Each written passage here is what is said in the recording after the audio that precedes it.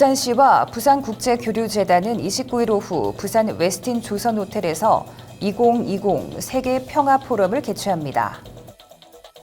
부산시는 30일 오후 4시 백스코 컨벤션홀에서 국제관광도시 육성사업 기본계획 수립 용역의 2차 중간보고회를 엽니다.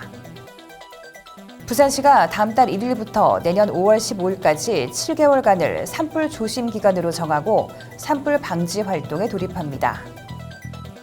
부산시는 코로나19 피해로 소득이 감소한 저소득 위기가구에 지급하는 위기가구 긴급생계지원금을 다음 달 6일까지 신청받고 있습니다. 우리나라와 아세안 10개국 패션 디자이너들이 부산에서 무관중 온라인 패션쇼를 개최합니다. 잠시 후 자세한 소식 전해드리겠습니다.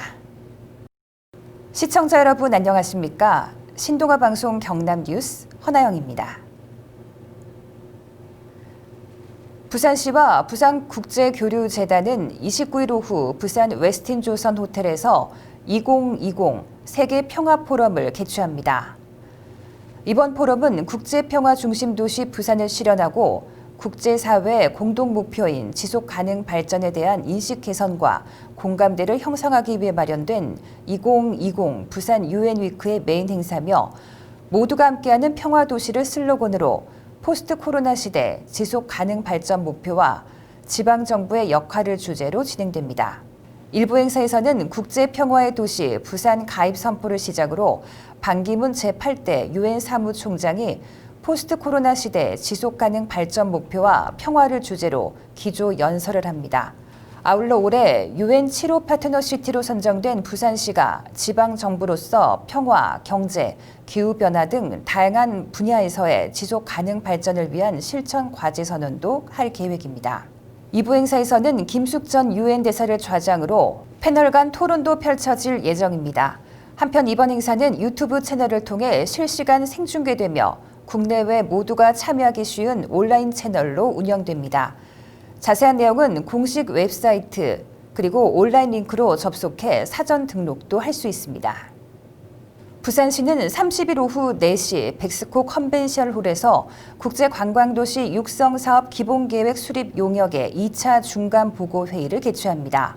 부산시는 지난 1월 정부로부터 대한민국 제1호 국제관광도시로 선정돼 5년간 관광 분야 최대 규모인 500억 원의 국비를 지원받게 됨에 따라 글로벌 관광 거점 도시 조성을 위한 기본계획 수립 용역 추진의 한창인 가운데 2차 중간 보고회를 개최해 과업 추진 점검에 나서게 됩니다.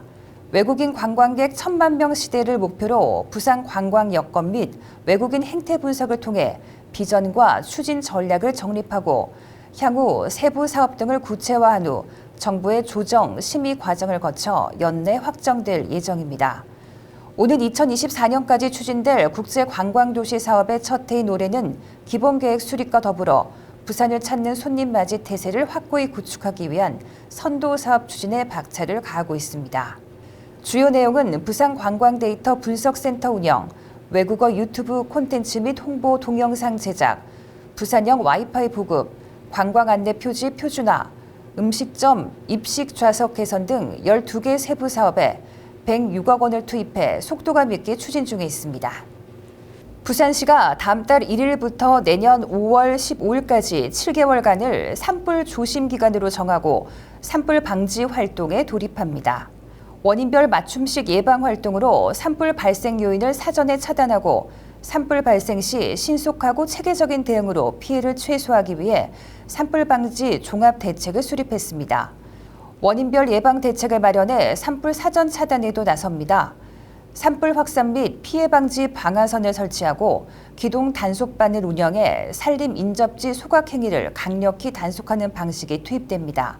또한 산불 감시원 660여 명을 취약지에 집중적으로 배치해 통제구역 출입 통제와 흡연 행위, 그리고 무속 행위 등을 단속하는 등 현장 예방 활동도 강화할 예정입니다. 산불 발생 시에는 신속한 현장 지휘가 이루어지도록 구청장 군수가 현장을 통합 지휘하며 산불 확산 규모와 단계에 따라 진화자원 동원 체계와 권역별 공조 체계를 구축하며 산불 정리와 뒷불 감시 등에도 적극 나서게 됩니다. 이와 함께 전문 조사반을 운영해 현장 조사와 감식 활동을 강화하고 경찰서와 합동으로 검거팀을 운영해 가해자 검거와 유사 살해 재발 방지에도 나섭니다. 또한 신고 포상금 제도를 확대하고 관련 통계 일치화 및 분류 기준 개선으로 혼선을 줄일 예정입니다. 코로나19 피해로 소득이 감소한 저소득 위기가구에 지급하는 위기가구 긴급생계지원금의 자격 요건이 대폭 완화되고 신청 절차도 간소화됩니다. 부산시는 정부의 위기가구 긴급생계지원금 지원 대상이 확대되고 신청 기간도 당초 30일에서 내달 6일까지로 연장된다고 밝혔습니다. 코로나19 이전 대비 근로소득이 감소한 자와 코로나19 이전 대비 사업소득이 감소한 자 등 소득 감소 등 위기가구에 대해서도 생계지원금이 지급될 전망입니다. 또한 사업자가 근로소득자 또는 근로소득자가 사업소득자로 변경된 경우처럼 소득 감소 유형 변경으로 인한 소득 감소자도 포함해 신청 대상도 완화됐습니다. 또한 신청 서류도 간소화됩니다. 국세청 등 공적 자료 외에도 통장 거래 내역 등을 통해 객관적 자료 확인 가능한 경우 별도 소득 감소 신고서 없이 신청이 가능하며 일용 근로자 및 영세 자영업자 등 소득 감소를 객관적으로 입증할 수 없는 경우에는 본인 소득 감소 신고서로 인정합니다. 온라인 및 현장 신청 모두 다음 달 6일 오후 6시까지 진행되며 온라인 신청은 복지로 홈페이지에서 휴대전화 본인 인증 후에 세대주가 신청할 수 있습니다. 현장 방문 신청의 경우 거주지 관할 주민센터에서 가능하며 세대주를 비롯한 가구원, 대리인 신청도 가능합니다. 우리나라와 아세안 10개국 패션 디자이너들이 부산에서 온라인으로 패션쇼를 엽니다. 2020 한 아세안 패션 위크가 29일 부산 수영구 F1963에서 개막, 무관중 온라인 생중계 방식으로 31일까지 진행됩니다. 올해는 코로나19 확산을 막기 위한 무관중 온라인 방식으로 진행될 예정입니다.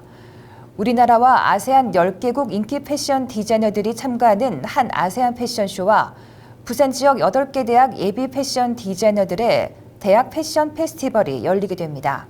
31일에는 포스트 코로나 시대 새로운 패션 산업 환경의 선제적 대응 전략을 주제로 아세안 패션 발전 디지털 화상 포럼이 개최됩니다. 총 3일간 매일 오전 11시부터 오후 5시 30분까지 공식 홈페이지와 공식 유튜브 채널인 한 아세안 패션 위크 TV에 라이브 스트리밍을 통해 시청할 수 있으며 패션 트렌드에 관심 있는 누구나 시청 가능합니다. 변성환 부산시장 권한대행은 디자이너, 모델, 스텝으로 현장 스튜디오의 인원을 최소화하고 방역에 최선을 다할 예정이라며 기존 대면 방식의 정형화된 패션쇼의 틀을 깨고 새로운 시대를 선도할 패션 전문 행사인 한 아세안 패션 위크에 많은 관심 부탁드린다고 말했습니다. 이상으로 뉴스 마치겠습니다. 시청해주신 여러분 고맙습니다.